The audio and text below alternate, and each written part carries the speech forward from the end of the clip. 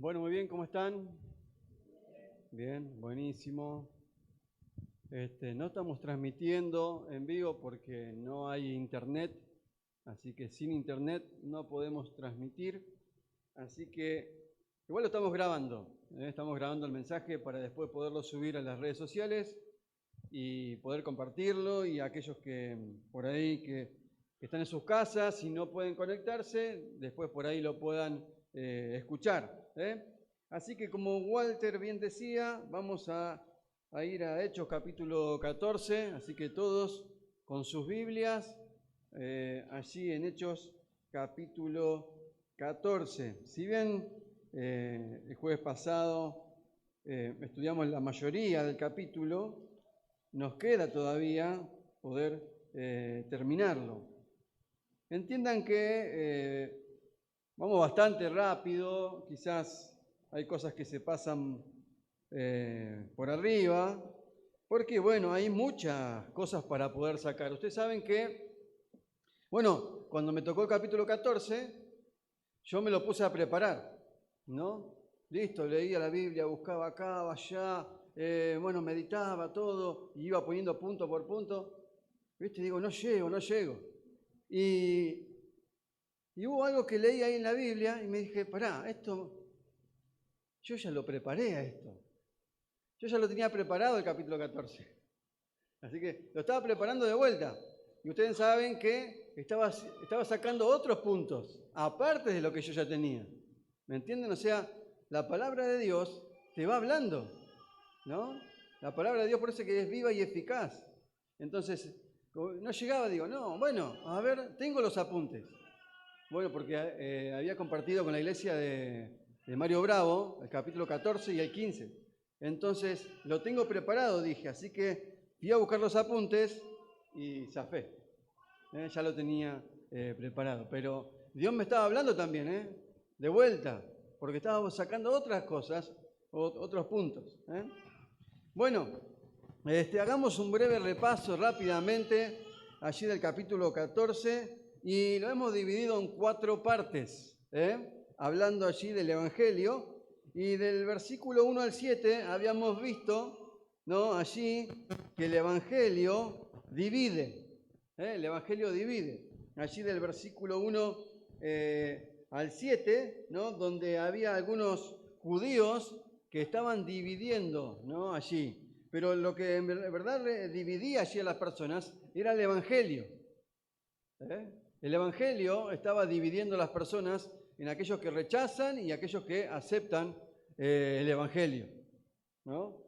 Ahora, ¿qué Evangelio? Bueno, un Evangelio bien predicado, ¿no? Y decíamos que, bueno, que ellos predicaron de tal manera que creyó una gran multitud de judíos y asimismo de griegos, ¿no? Un Evangelio predicado de una forma correcta, ¿no? También estuvimos viendo, y llegamos hasta allí nada más, ¿no?, el Evangelio sana, ¿no?, del versículo 8 hasta el 18, o hasta el 19.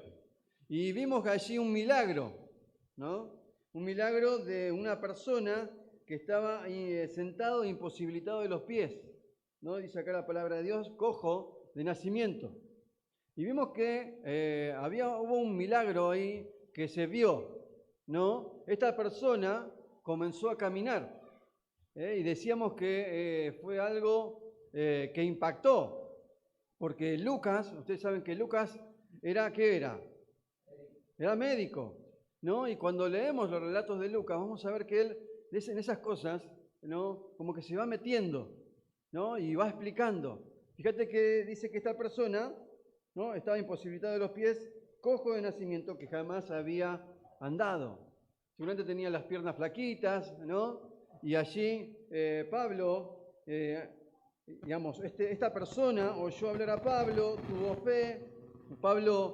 Dios a través de Pablo hace que esta persona comience allí a caminar, y las personas comenzaron a poner la mirada ¿en qué cosa? En el milagro físico, en lo que se veía. ¿No es así? Sin poner la mirada en el otro milagro que era aún más importante, que era el milagro que había pasado dentro del corazón de este paralítico, que había conocido allí a Dios, había aceptado a Cristo como Salvador. ¿Por qué? Porque dice que tuvo fe. ¿Fe en qué? Fe en la palabra de Dios, en el Evangelio que se había predicado. Y allí hubo un problema, ¿no? Porque allí había algunas personas que empezaron a decir que a Bernabé, ¿no? y a Pablo lo empezaron a llamar como dioses griegos, como dioses paganos. ¿Se acuerdan del versículo 12? Dice, a Bernabé llamaban Júpiter y a Pablo Mercurio, porque este era el que llevaba la palabra, ¿no? Y las personas de ese lugar empezaron a, ¿qué cosa? A traer animales para hacer sacrificio. Dice que trajeron guirnaldas para decorar todo ahí y poder ofrecer sacrificios ¿a quién? A Pablo y Bernabé. ¿Se acuerdan que vimos allí, vimos algunas actitudes? Bueno, vimos dos actitudes que tuvo este hombre que hicieron que él pueda acceder a ese milagro, ¿no? ¿Se acuerdan que él había tenido fe, ¿no? Y que él también había escuchado allí la palabra de Dios, estuvo atento, oyó hablar a Pablo. Y también vimos tres actitudes incorrectas, ¿no? Que imposibilitaron que ellos también reciban, que ellos reciban un milagro, ¿no? Tres actitudes que impidieron que ellos reciban el milagro como así lo recibió aquel que era paralítico. ¿Se acuerdan que habíamos dicho que la primera actitud incorrecta era que pusieron la mirada en el milagro físico y no en el espiritual? La segunda actitud incorrecta, pusieron la mirada ¿en quién? En Pablo y Bernabé y no en Dios, ¿no? Y decíamos también que en estos tiempos no pasa lo mismo. Se pone más énfasis en qué cosa, en lo super normal, qué sé yo, se podría decir así, lo que no se ve muy seguido, ¿no? En los milagros. En esas cosas se pone allí la mirada, ¿no? Entonces las personas van a las iglesias buscando este tipo de milagros, ¿no? Algo sobrenatural. Pero no entienden que lo que pasa en el corazón de la persona cuando se arrepiente de sus pecados es algo sobrenatural, ¿no? Porque dentro de él pasa a morar ¿qué cosa? El Espíritu Santo. Y pasa de muerte a vida, ¿no? Y muchas veces las personas ponen la mirada en las personas, como en este caso en Pablo y Bernabé. Y la tercera actitud incorrecta fue, ¿qué cosa? Que rechazaron el Evangelio. Rechazaron el Evangelio. Esa fue la actitud peor de todas, ¿no? Rechazaron allí la palabra de Dios. Y bueno, creo que llegamos hasta allí el jueves pasado, pero vos sabés que cuando veíamos estas actitudes correctas y actitudes incorrectas, hubo también dos actitudes correctas de parte allí de los apóstoles. Dos actitudes correctas. Fíjate, allí en el versículo 15, en el versículo 15, dice, y diciendo, varones, ¿por qué hacéis esto?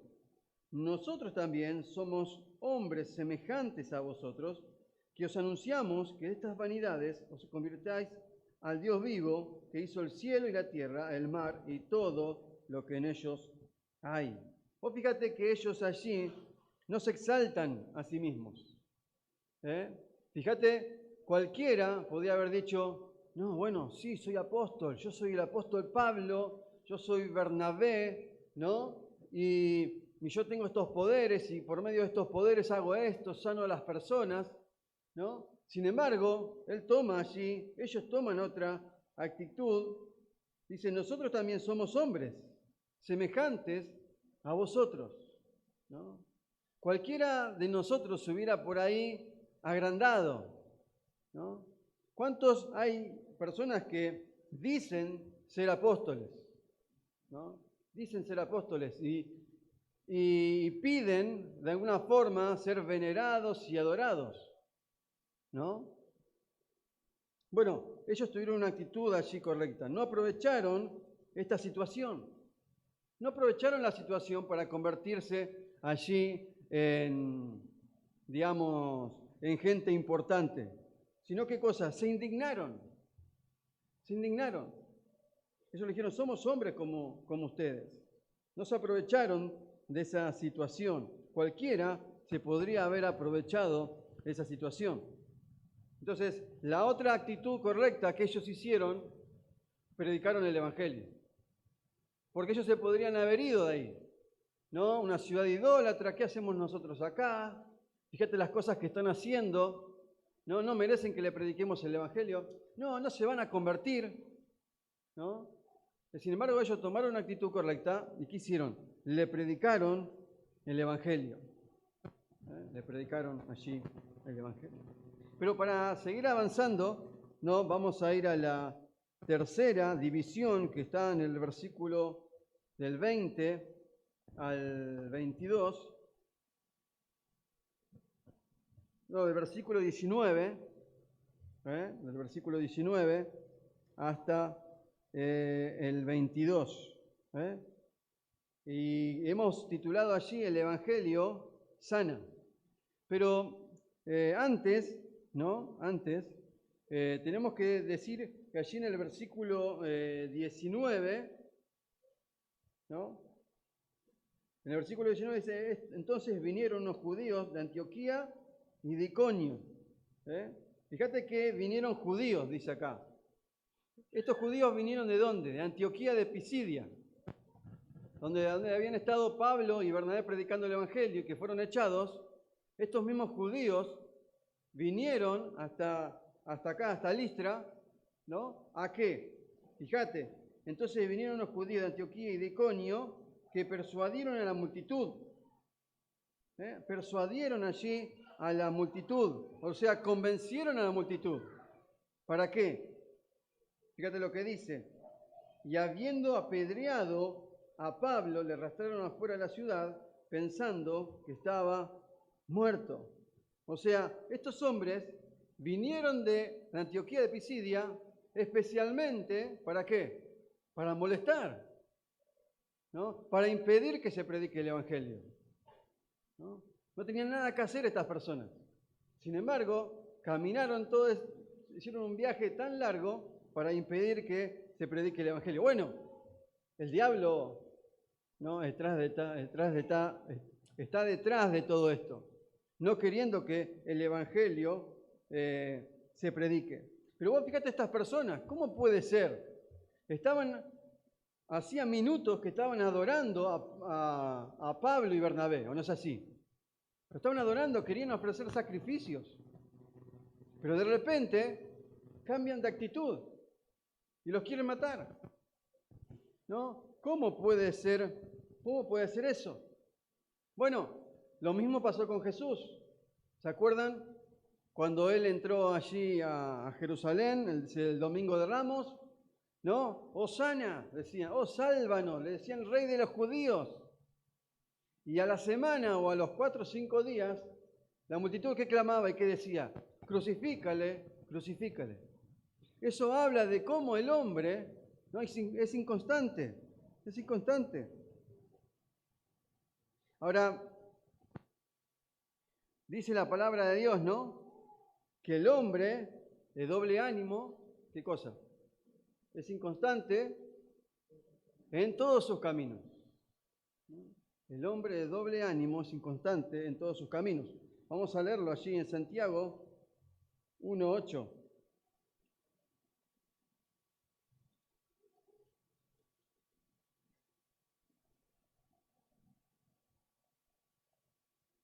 Fíjate lo que dice. Viene hablando de la sabiduría, ¿no? Aquel que tiene falta de sabiduría en medio de las pruebas, que se la pida a Dios, que Él la va a dar de una forma abundante.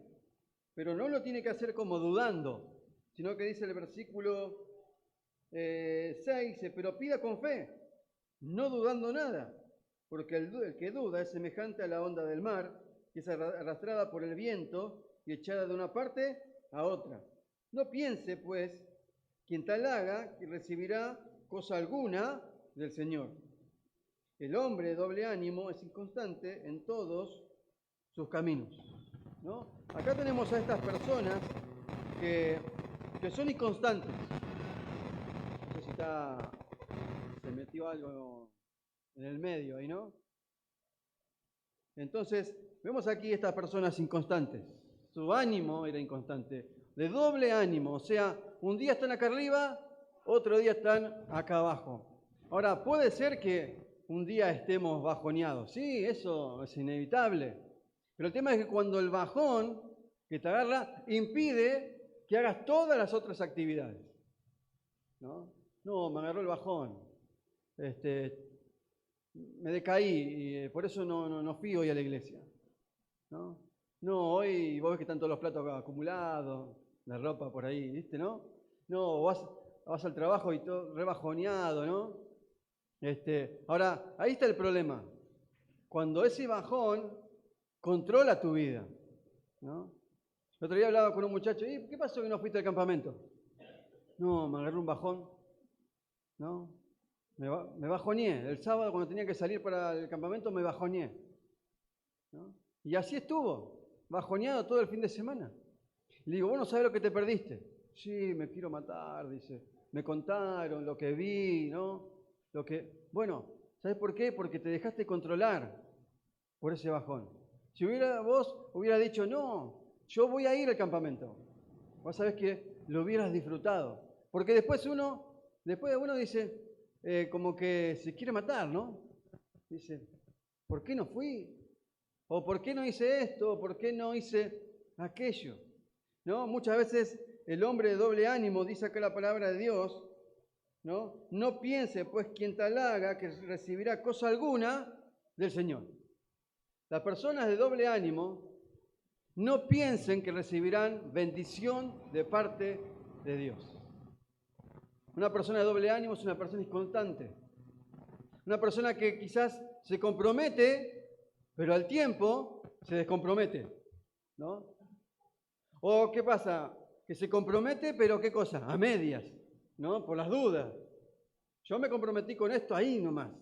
Entonces, si pasa algo, me vienen a decir algo a mí, no, yo hasta ahí nomás, ¿no? Bueno, no piense que la persona que haga eso recibirá, ¿no?, bendición de parte de Dios. Entonces, pensá muy bien, ¿sos un hombre de doble ánimo? ¿Sos una mujer con doble ánimo?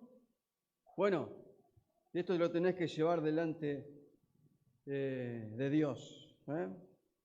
Entonces, seguimos allí en el versículo, estábamos leyendo el versículo, vamos a Hechos capítulo 14, estaba buscando en Santiago.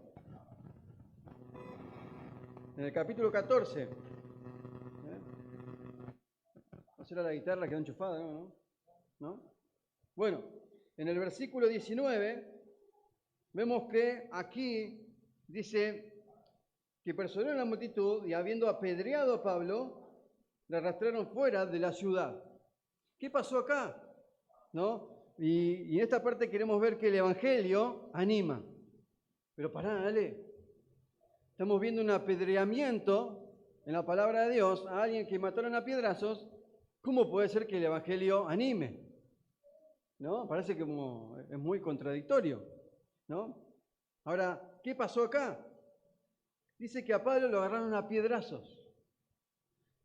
Y ustedes saben que a Esteban lo mataron a piedrazos. Ahora, no eran piedras chiquitas. No eran esas piedras que cuando vos te peleabas con tus amigos agarraban una piedra y le tirabas, ¿no? No. Estos eran adoquines, piedras grandes, ¿no? Que se acercaban a la persona y si estaba tirada en el piso, se lo tiraban por la cabeza. Y no que te apuntaban al dedo gordo, te apuntaban a la cabeza, ¿no? Y la persona terminaba muerta a través de los golpes, hundimiento de cráneo, ¿no? Te rompían los huesos, te pegaban por ahí las piedras en los pulmones, te quebraban costillas, no te quedaba un hueso sano. Y dice acá la palabra de Dios, ¿no?, que habiendo apedreado, le arrastraron fuera de la ciudad. No le cansó haberlo apedreado a Pablo, había un odio hacia Pablo. ¿Cómo puede ser? Lo querían venerar, le querían ofrecer sacrificios, y aquí lo apedrearon y lo arrastraron afuera de la ciudad. Seguramente lo agarraron entre varios, ¿no?, y lo arrastraron por el medio del camino, ¿no? Y lo arrojaron afuera de la ciudad. ¿Y qué pasó acá? Dice que pensaron que él estaba muerto, ¿no? Pensaron que estaba muerto. Bueno, aquí hay una duda, ¿no? ¿Murió Pablo en esta situación? Algunos dicen que sí, otros dicen que no, ¿no? Por ejemplo, alguien dice que sí, ¿no? Que es en ese momento donde él tiene esa visión que él relata allí en 2 Corintios capítulo 12, versículo 1.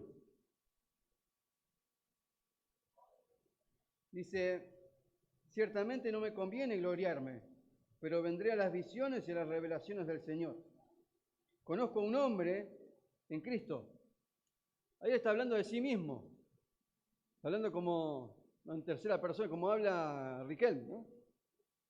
Ciertamente dice, bueno, no conozco a un hombre en Cristo que hace 14 años. Él mismo no sabe, fíjate lo que dice acá, si en el cuerpo, no lo sé, si fuera del cuerpo, no lo sé. Él mismo no sabía si esa visión ocurrió estando vivo o estando muerto o fue en un sueño. Dice acá, Dios lo sabe. Y esta persona, ¿qué pasó? Fue arrebatado hasta el tercer cielo. Hasta el tercer cielo. Bueno, la Biblia habla de que el cielo está dividido en tres, ¿no? Digamos, lo atmosférico, digamos, donde vos ves que los pájaros vuelan, ¿no? Donde nosotros respiramos este aire. Después tenemos donde están los planetas, las estrellas, y luego el tercer cielo, que es donde Dios habita. Donde Dios habita. ¿Se acuerdan cuando el hombre llegó a la luna? Decían que estaban más cerca de Dios, ¿no? No saben la distancia que se encuentra Dios de la tierra, ¿no? Entonces, algunos dicen que él murió allí apedreado, ¿no? Pero otros dicen que no. ¿Por qué? Porque Lucas, ¿no? Médico, relata allí y dice que pensaron que estaba muerto. Dice, a ellos lo agarraron, pararon de apedrearlo, lo tiraron afuera porque pensaron que él ya estaba muerto, ¿no? Y quizás no estaba muerto. Lucas dice que ellos pensaron que estaba muerto, ¿no? Entonces lo llevan allí, ¿no? Pensando que estaba muerto. Bueno, un médico por ahí lo puede explicar mejor, pero dicen que cuando eran apedreados, ¿no? Empezaban también a largar sangre, a sangrar, ¿no? Los golpes generaba como, bueno, tenía un nombre ahí, que lo leí, ¿no? Pero como un coma, ¿no? Antes de llegar a la muerte.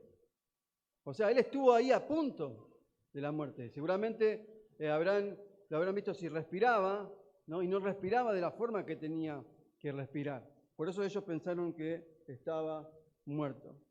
Ahora, Pablo escribe allí en Gálatas capítulo 6, versículo 7,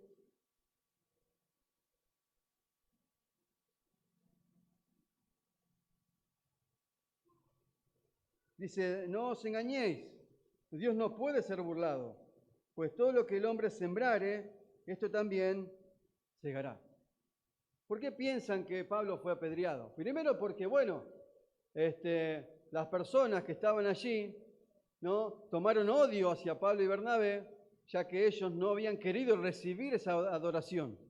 ¿Y qué pasó? Y los expusieron a ellos, ¿no?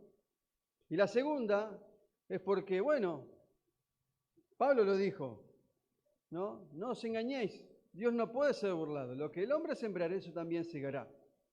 O sea, saben que Pablo estuvo presente en la muerte de Esteban y él consentía en su muerte. Quizás Pablo también fue uno de los que arrojó piedras allí a Esteban. Las ropas de Esteban fueron puestas a los pies de un joven allí llamado Saulo, dice la palabra de Dios. Y muchas veces nosotros, ¿no? Cuando conocemos a Cristo como Salvador, decimos, bueno, ya está, se terminó. Mirá, quiero decirte algo. Lo que sembraste, vas a cosechar. Sí, pero ya conocí a Cristo como Salvador.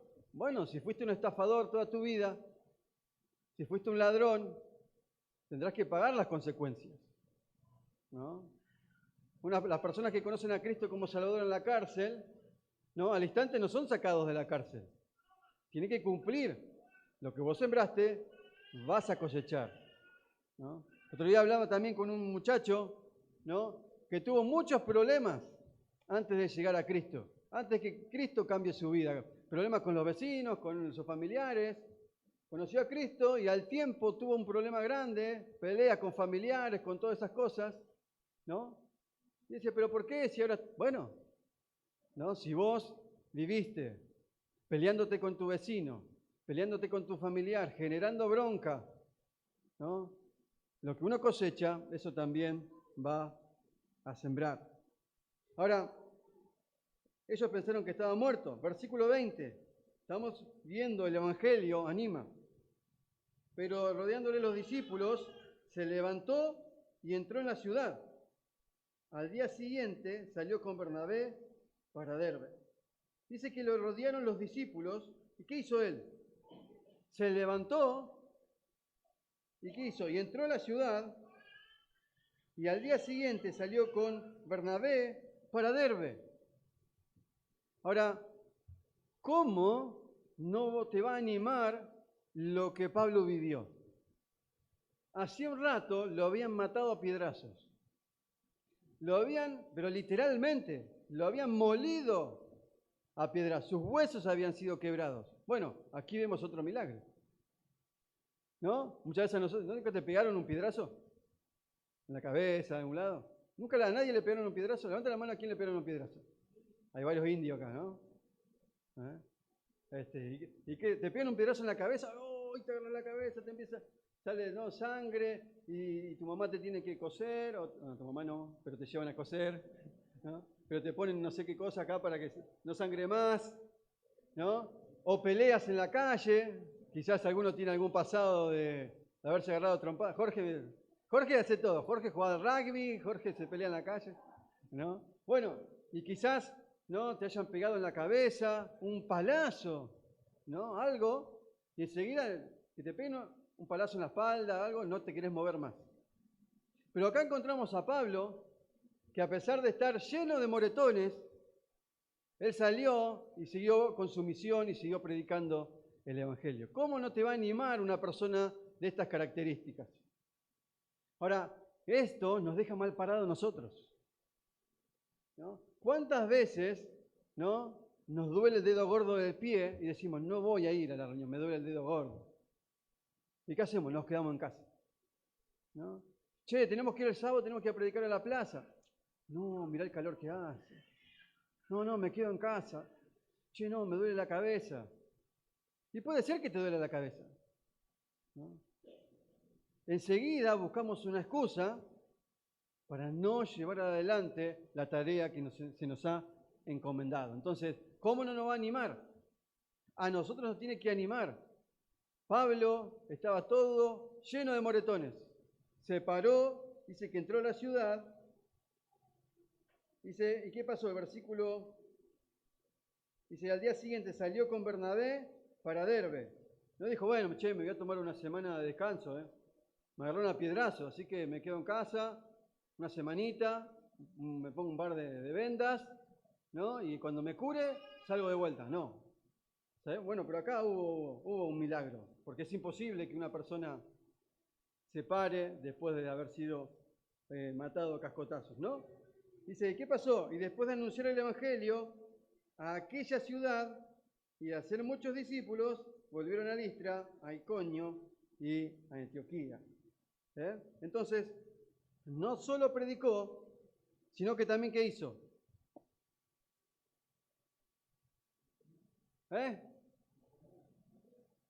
No te escucho, no lo escucho. Dice, anunció el Evangelio en aquella ciudad y de hacer muchos discípulos. No solo predicó el Evangelio. Su tarea no era solamente predicar el Evangelio. Bueno, le predico el Evangelio, chao, listo. A ver quién levantó la mano. Ah, vos, listo. Anotalo, che, listo. Mira mi casa. Y el domingo que viene por ahí no vienen, ¿no? O vienen, pero, mira, vino, qué bueno, listo. Ya está, Firme. No. ¿Qué hizo Pablo? Vos fíjate que leíamos allí en el capítulo 14, en los primeros versículos, que ellos se quedaron en la ciudad, a pesar de todo lo que pasaba, se quedaron con las personas. O sea, ellos estaban allí discipulando, ¿no? Versículo 21 dice, y después anunciaron el evangelio, que ellos hicieron discípulos. ¿Para qué? Para afirmar ¿qué cosa? Su fe. Para afirmar su fe. Todos aquellos que conocen a Cristo como Salvador nacen de nuevo. Son niños espirituales y por lo tanto necesitan que alguien se acerque y se le ponga al lado. ¿Qué cosa? Que sea discipulado. Pablo entendía eso. Entonces, comenzó allí Pablo una obra de discipulado. Ahora, ¿por qué nosotros no discipulamos? ¿No? Y cada uno tendrá una excusa. No, yo no me da para eso.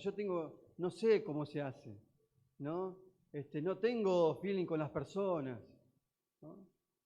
Y eso muchas veces son excusas, ¿no? Porque todos nos podemos preparar para poder acercarnos a una persona. No estoy diciendo que tenés que enseñarle, meterte en cristología y hacer una introducción. No. Solamente acercarte, ¿no? Y sí explicarle el plan de salvación y los primeros pasos en la vida cristiana. No te estoy diciendo que seas un maestro del Instituto Bíblico Müller, ¿no? No es necesario todo eso.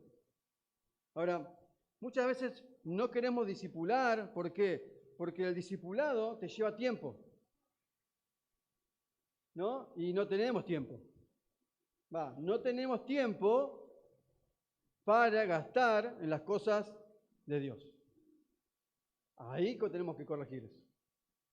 O sea, no es que no tengo tiempo. No tengo tiempo. No tenés tiempo para dedicarle al Señor. Porque tenemos tiempo para otras cosas. Tenemos tiempo para jugar al fútbol, tenemos tiempo para salir, tenemos tiempo para estar con mi esposa, con mi hijo, para salir a comer afuera, pero no tengo tiempo para invertir, ¿no? En las cosas que tienen que ver con personas. También no queremos ceder un poco de qué cosas, de nuestro dinero. Porque quizás discipular a una persona también tenga que llevarte dinero, ¿no?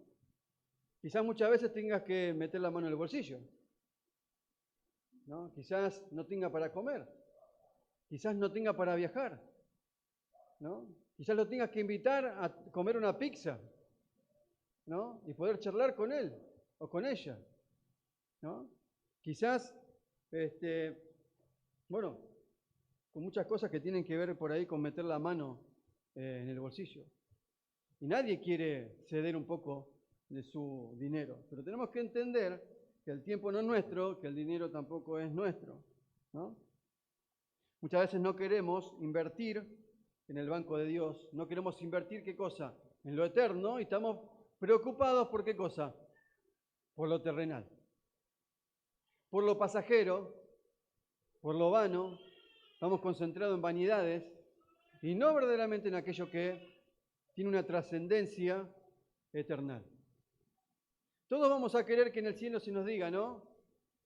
Buen siervo, ¿no? ¿Cómo se dice? Buen siervo, fiel. Sobre poco has sido fiel, sobre mucho te pondré, entra en el gozo de tu Señor. Todos queremos que, cuando esté yo en el cielo, que el Señor me diga eso. Estamos lejos, hermanos. Estamos lejos. Sería bueno que nos acerquemos un poquito. Vamos a tomar una decisión. Ahora, el discipulado es un mandamiento, no es una opción. No, si quiero, si puedo, si me hago un tiempo, si tengo ganas. No, es un mandamiento. Fíjate qué dice. ¿Y en qué modo está?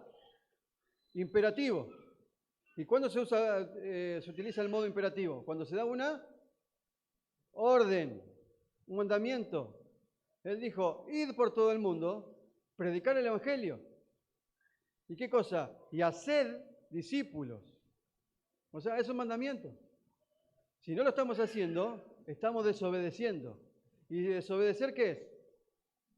Pecado. Pecado. Entonces, pensemos, reflexionemos en cuanto a esto. Versículo 22 al 23, hablando de que el Evangelio anima, dice, confirmando, dice que volvieron a Listra, a Iconio y a Antioquía. ¿Qué hicieron? Empezaron a volver para atrás.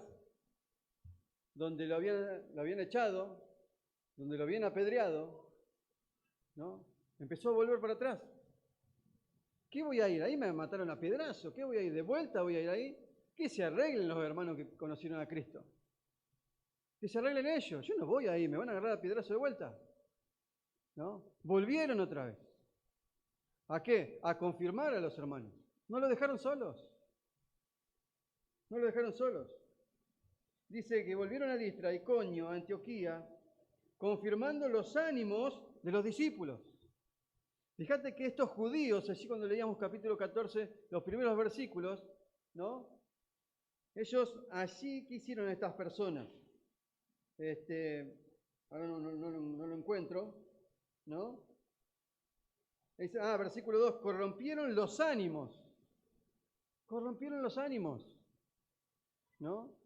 Ahora, ¿qué hicieron los discípulos? Confirmando los ánimos.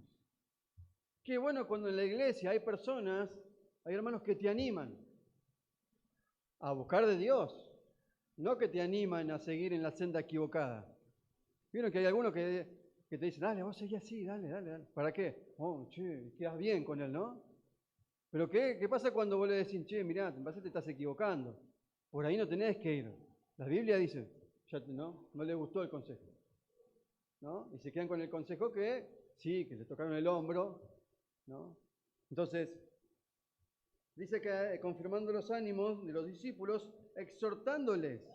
La palabra allí es paracaleo, paracaleo, que significa ponerse al lado del otro, ponerse a la par, no adelante ni atrás, ponerse al lado, no para retarlo, ¿no? Sino para qué?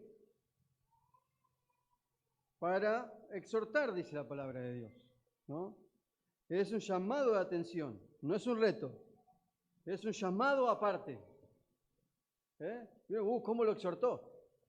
¿No? La palabra exhortación se habla tomar a alguien, ponerse al lado y llamarlo aparte. Y ahí, ¿no? Ponerlo, digamos, en vereda. ¿Se acuerdan que Aquila y Priscila, ¿se acuerdan? ¿A quién tomaron aparte? Empieza con A y sigue con Polos. A Apolos, ¿no? Y les pusieron mejor el camino ahí del Señor, ¿no? Lo que hicieron, lo tomaron aparte, lo exhortaron, lo animaron, ¿no? Para que siga predicando el Evangelio, pero hubo una corrección ahí. No, déjalo que lo hagan los ancianos, ¿no? Eso es la tarea de los ancianos, eso es la tarea del pastor. No, fíjate lo que dice la Biblia. Lo que dice la Biblia en 1 Tesalonicenses capítulo 5, versículo 11.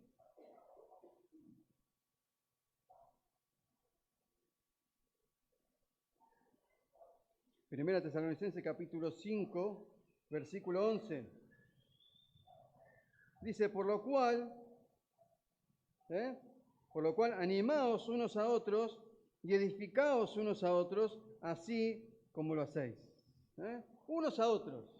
Tenemos que animarnos, tenemos que edificarnos unos a otros. No es solo una tarea del pastor, del anciano, ¿no? Sino que es una tarea lo tenemos que hacer en conjunto. Ahora, dice allí, confirmando los ánimos de los discípulos, exhortándoles a que permaneciesen en la fe. Les exhortaron, ¿para qué? Para que se mantengan firmes en la fe. ¿En qué cosa? ¿En qué fe? En la doctrina. Para que no se desvíen de la doctrina, ¿de qué cosa? De los apóstoles. Cuando se empezaba uno a desviar de la doctrina, ¿no? Ahí venía la corrección, ¿no? ¿Para qué? Para que no se desvíen. Esto tiene sus frutos, vamos a ver más adelante. ¿no? Entonces, exhortándoles a que permaneciesen en la fe, animando, estamos viendo que el Evangelio anima, y diciéndoles, fíjate lo que dice acá, diciéndoles que es necesario que a través de muchas tribulaciones entremos en el reino de Dios. O sea, le estaban diciendo que iban a pasar por qué cosa? Por tribulaciones, por situaciones adversas. No le dice pare de sufrir. No van a sufrir más a partir de ahora. No, van a seguir teniendo persecuciones, y quizás peor todavía. Él le dice, vamos a tener problemas, vamos a tener tribulaciones. Bueno, el Hijo de Dios no estaba exento a estas cosas. Fíjate lo que dice Hebreos 4:15.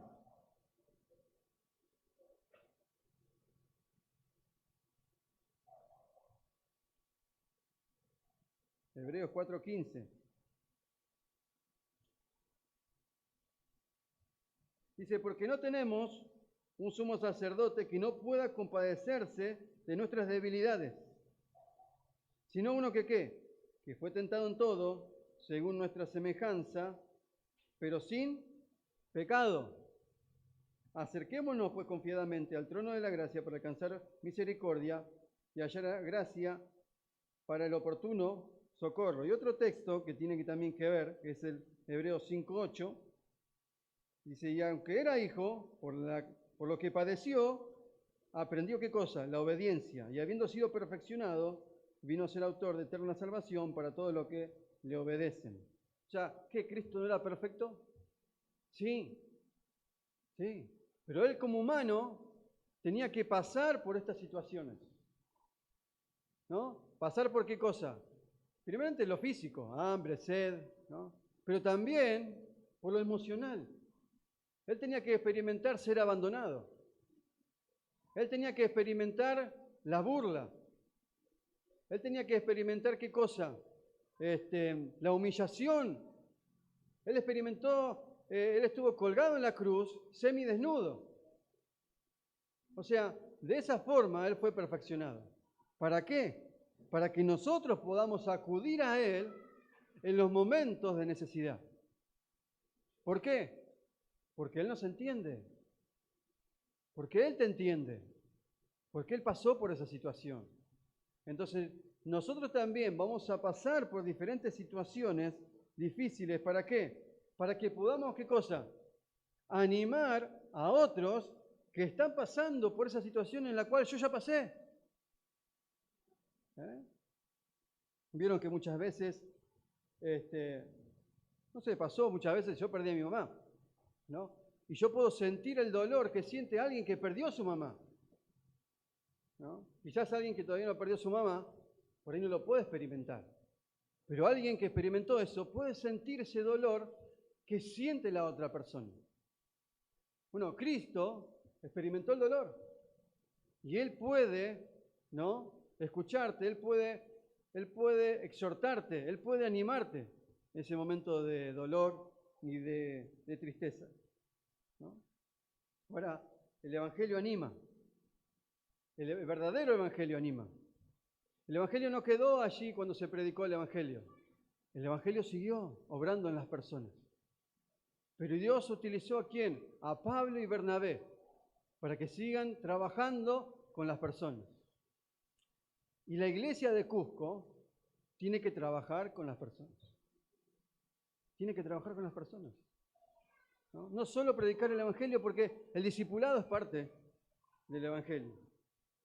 Entonces, el Evangelio anima. Para ir terminando ya, vamos con la otra porción que hemos titulado El Evangelio confirma. El Evangelio confirma. Allí, fíjate lo que dice en el versículo 23. Y constituyeron ancianos en cada iglesia. Seguramente pasaron algunos años. Esto acá es un relato rápido. Quizás pasaron 5, 6, 7, 8 años o hasta 10 años. Porque vos fíjate que ellos empezaron a ir visitando a ¿qué cosa? A los pueblos donde se habían formado, ¿qué cosa? Iglesias. Ya había iglesias.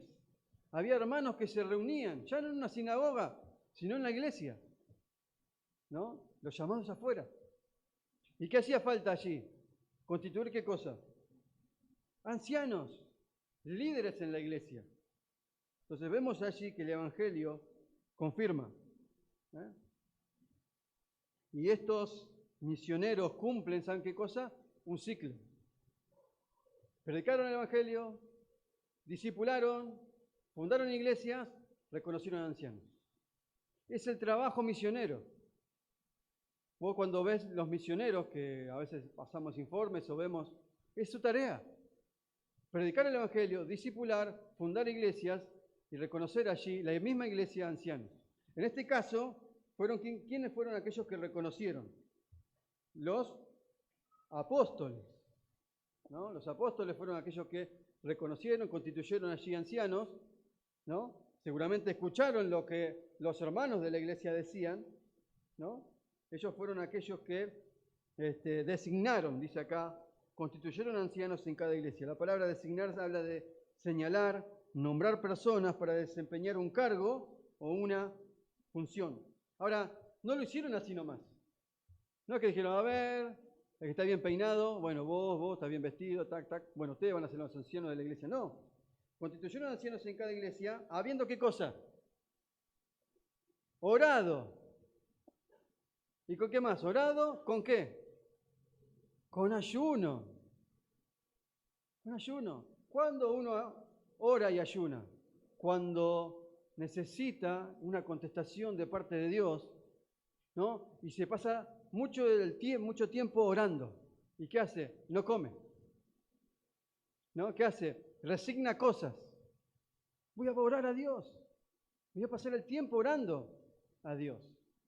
Estos hombres, como tenían que tomar una decisión muy importante, vieron cuando nosotros también tenemos que tomar decisiones importantes. Y muchas veces no oramos. El Señor Jesús, cuando tuvo que elegir allí a los apóstoles, pasó toda la noche orando. Y era Jesús. Ahora, si vos tenés que tomar una decisión, ¿no? ¿Qué vas a estudiar? ¿Qué vas a trabajar? ¿Con quién te vas a casar? ¿No? ¿Cuál va a ser tu ministerio en la iglesia? ¿Cuál es tu tiempo de oración? No, quiero que Dios me muestre. Mirá, estos hombres de Dios, llenos del Espíritu Santo, ¿no? ¿Qué hicieron? Habiendo orado con ayunos, los encomendaron, ¿qué cosa? Al Señor, en quien habían creído. ¿no? Entonces, pasando luego por Pisidia, vinieron a Panfilia. Y habiendo predicado la palabra en Perge, descendieron a Atalía. Siguieron predicando. Y de allí navegaron ¿a dónde? A Antioquía. Suena, ¿no? La palabra Antioquía. Bueno, es de donde ellos habían, ¿qué cosa? Habían salido. Volvieron. Salieron de la iglesia madre ahí en Antioquía y volvieron, después de haber hecho todo eso que hicieron, volvieron allí a Antioquía. Desde donde habían sido encomendados a la gracia de Dios para la obra que habían cumplido. O sea, salieron de una iglesia, la iglesia de Antioquía. No es que un día, yo voy a ser misionero, listo, me voy. ¿Y quién te encomendó? No, nadie, a mí se me antojó y me fui. No, la iglesia debe reconocer, la iglesia debe encomendar por el Espíritu Santo, la obra del Espíritu Santo, ¿no? Dice 27, y habiendo llegado y reunido a la iglesia de Antioquía, refirieron cuán grandes cosas había hecho Dios con ellos y cómo habían abierto la puerta de la fe a los gentiles. Y se quedaron allí mucho tiempo con los discípulos. Entonces, aquí se cierra el primer viaje misionero, ¿no? de Pablo. ¿Cómo lo cierra? Bueno, volviendo a Antioquía y ¿cómo? Rindiendo cuentas. Los misioneros también rindieron cuentas. Pablo y Bernabé tenían que rendir cuentas. ¿A quién? A los ancianos de allá, a la iglesia de Antioquía. Hermanos, debemos rendir cuentas. Tenemos que rendir cuentas. Entre nosotros, rendirnos cuentas. Un día tendremos que rendir cuentas, allá en el tribunal de Cristo. Quizás acá nos hagamos los onzos, pero un día, delante de nuestro Señor Jesucristo, no